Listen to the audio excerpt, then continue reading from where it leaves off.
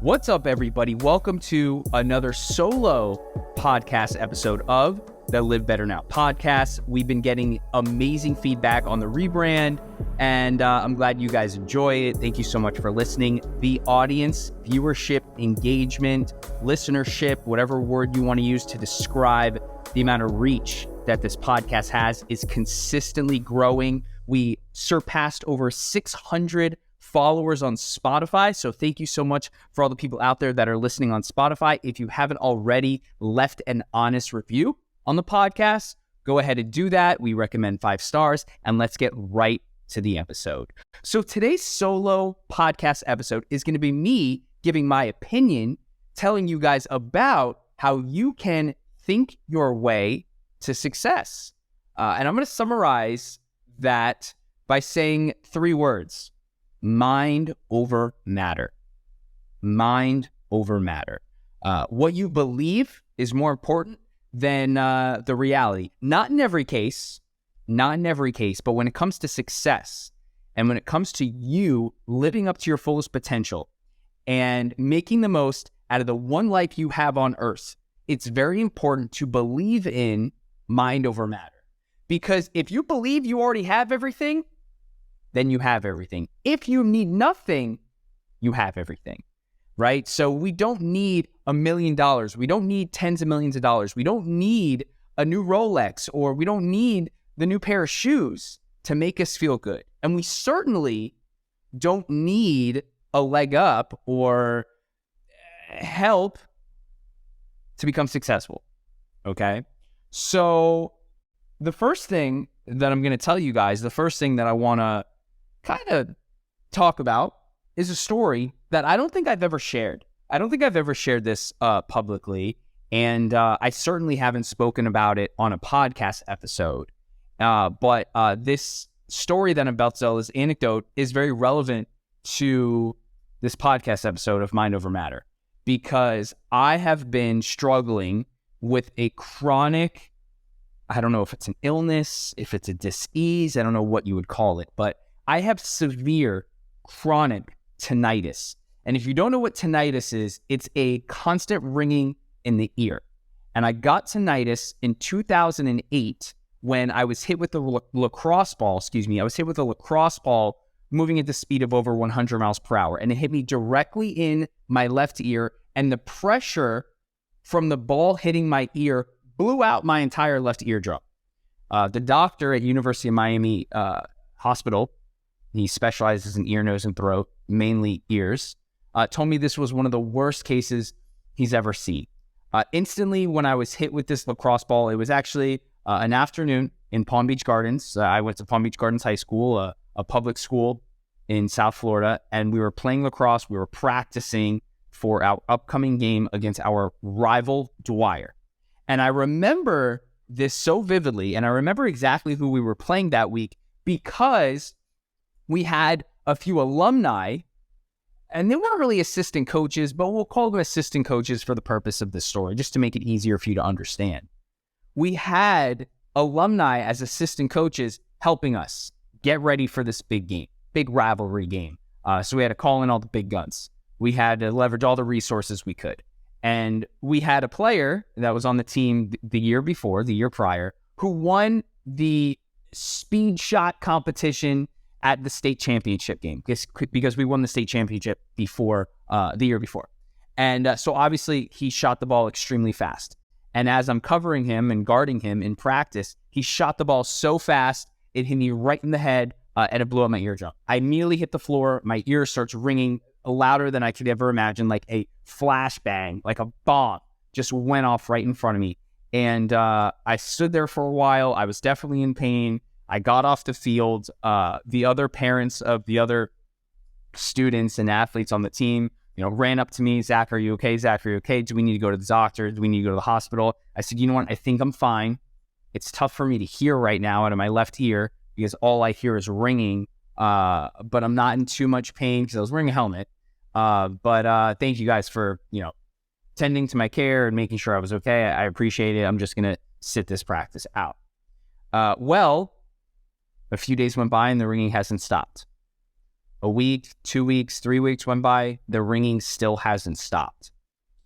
A month, 2 months go by, the ringing still hasn't stopped, and my mother decided to take me to an ear, nose, and throat specialist.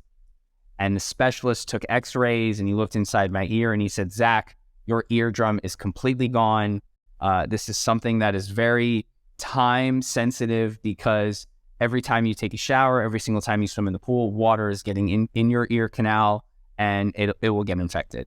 And this could lead to bigger issues, brain issues, obviously ear issues, and I recommend you get it fixed as soon as possible.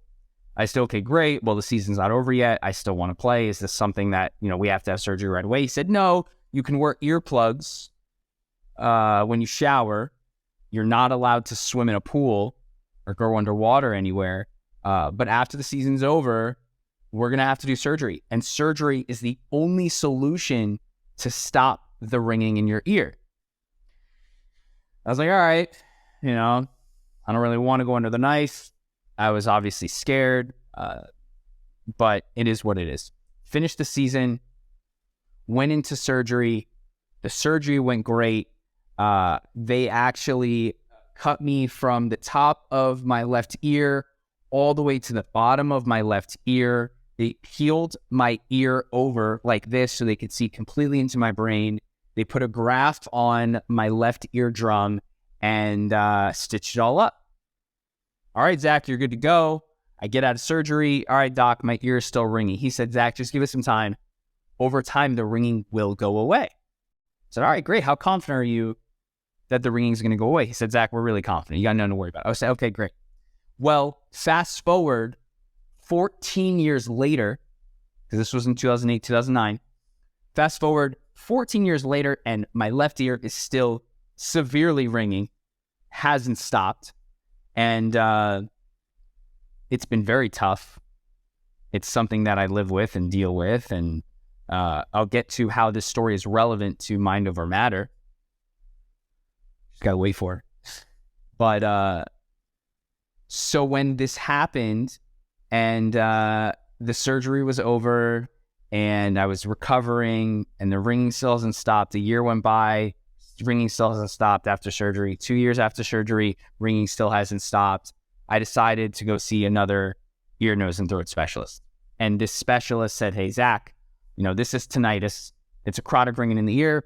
It may stop. It may not stop. How much is it bothering you? I said, it is really bothering me. Severely bothering me. I can't focus. I can't concentrate. I don't know what to do, doc. He said, all right, well, we're going to try these steroids that you're going to take, this pill that you're going to take twice a day, one in the morning, one at night. It should help the tinnitus. Well, that didn't help, obviously. You know exactly where this is going, guys. That did not help at all. And the next month went by and, doc, this isn't working. What do we do? Well, we can try hearing aids. I was like, well, I'm only freaking 22 years old, 19, however old I was. It's like 2 years after surgery. So I was probably, 19, 20 years old. He goes, all right, well, let's try these hearing aids. I said, really? Hearing aids? So we tried the hearing aids. And actually, I need to take a step back because I did hearing tests along the way. And the first hearing test I took, my hearing was down 30%. Second test I took, my hearing was down 50%. So the hearing aid at the time made sense. It's like, hey, the hearing aid is going to stop the ringing because it brings in this like white noise, and it's also going to improve your hearing. So I said, okay, great. I don't want to walk around with the hearing aid on, but it is what it is. I tried the hearing aids. The first thing I got to say about the hearing aids was when they gave them to me to try, it was like a free trial. I asked them how much they were, and they were absurdly expensive. I can't even remember how much they were, but they were easily over $1,000. So that was something that I was like, look, even if this works, I'm going to have to strongly consider and weigh the pros and cons of this because I can't afford a $1,000 hearing aid. So fast forward to today, and I still have tinnitus. I still have constant ringing in my ear, and it's been a struggle, and it's been a challenge, and it's something that I'm going to deal with for the rest of my life, and that's my perspective on it. That's my outlook on it. But it doesn't bother me anymore. And I'll tell you why it doesn't bother me anymore. Because when I was going through the surgery and I was taking the steroids and I was, trying the hearing aids, I was thinking about it a lot. It was at the top of my mind. I was always thinking about the ringing. I was always aware of the ringing because every morning I had to put on my hearing aid. Every morning I had to take my steroid pill. But over time, not thinking about the ringing in my ear, placing it completely out of my consciousness, completely out of my train of thought, started to quell the noise and the ringing. And I wholeheartedly believe with unwavering conviction that it's because it wasn't in my mind. It was nowhere near my awareness or my consciousness. So, moral of the story, mind over matter, right? Mind over matter. It was a thing where it was like, the less I think about it, the less it's going to bother me. So for this podcast episode, when we talk about mind over matter, when we talk about how to think your way to success, there's 3 things that I want to discuss. The first thing is identifying what success looks like to you. It doesn't have to be a ton of money. Number 2, you got to believe you can do it. And if you can't get the skills you need, finding other ways to leverage free resources or network, right? And then thinking of ways to increase your chances, right? Writing them down, optimizing your time, and talking to others that have already done it. So the first thing, identifying what success looks like to you. And it's very ironic that I'm talking about different definitions of success, because I had a coaching session today with a client, and it's a client who has massive goals and dreams. He wants to be worth 500 million plus. He wants to be one of the most powerful people on earth. And I respect that and I admire that. And I love the tenacity and I love the drive and I admire and respect the ambition. Okay. But we dove deeper into why he wants $500 million, why he wants to be the most powerful person on the planet. And he answered the question. And then I followed up the question with the answer with another question of why, and just kept asking why,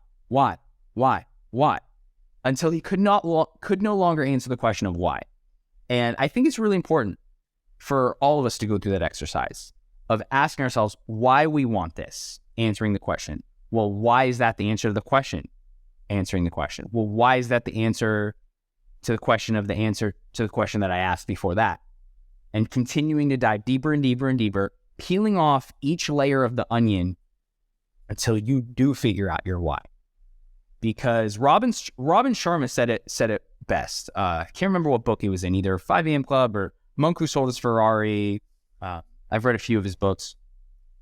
He said you can either try to make a huge impact on the world, or you can savor life. And one is not better than the other, okay? But you can also have a mix of the two. They are not mutually exclusive. You can try to make a huge impact all while savoring life. However, these are not mutually exclusive, and you can do both. So for me, from age 24 to 27, I wanted to make a huge, huge impact on the world. I wanted to make tons of millions of dollars, and I wanted to have a huge house with Ferrari and a jet ski on the water.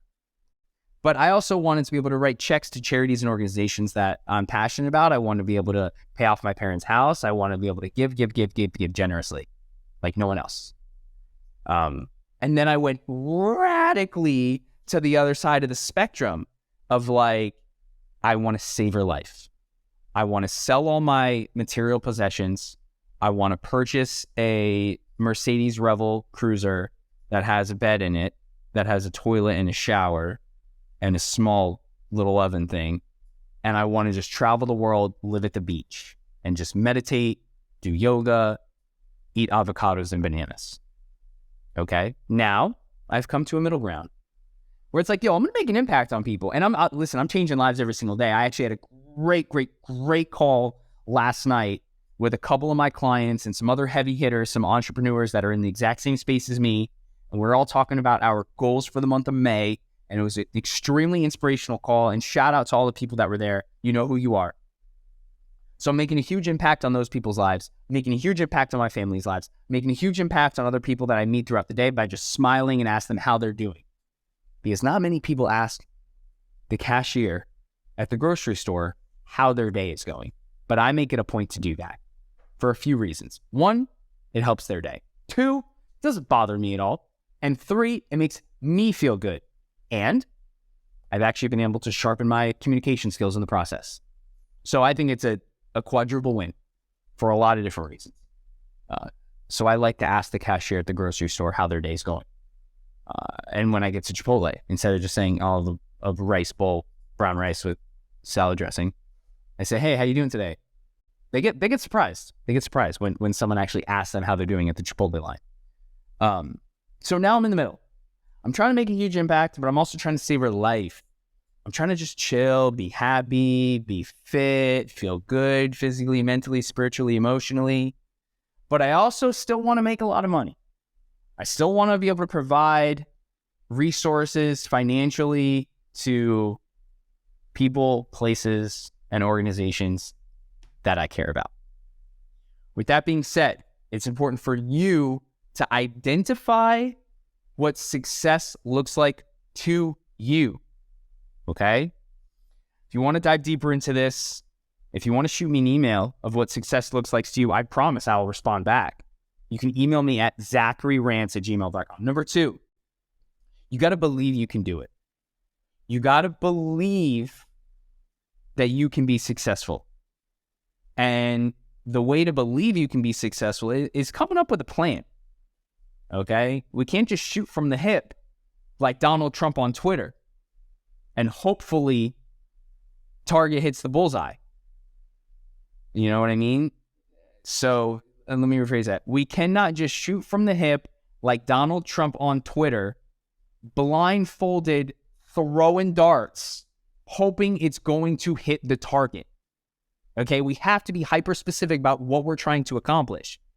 And then reverse engineer it to what do we got to do right here, right now with what you got from where you're at to take the next step. Create traction, push the envelope forward. Do that day by day, and those small wins consistently executed over time are going to amount to massive results. Simple. Okay? You got to believe you can do it. How do you believe you can do it? You come up with a plan, a tangible plan that will get you to where you want to go. And number three, think of ways to increase your chances of success. There are so many ways to increase our chances of success that we don't take advantage of.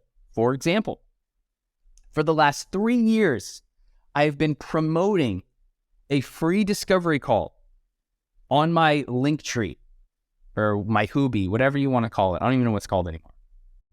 I've been promoting a free discovery call. It's been on my website for 3 years. I don't know if you guys have noticed yet or not, but it's no longer there. It's no longer there for a lot of reasons. But my point is, all you people that have been listening to this podcast for the last 3 years have had the opportunity to have a 30-minute phone conversation with me, a free call on how I can help you accomplish your goals and dreams, get there faster than you would without me. I could shorten the learning curve for you, help you save time, optimize, and create more efficiency in your day-to-day life, help you save more money, help you increase your happiness, help you start a business, help you with your health, help you finish a marathon, help you get in the best shape of your life.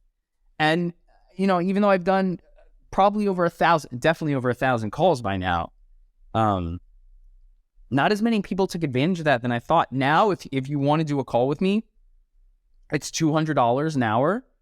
You can book that on my website, $200 for an hour with me, or you could reach out to me to get on the waiting list to be a client of mine. Right now, we're completely full. So talking to people that have done it, talking to people that have the success that you're after, leveraging those resources.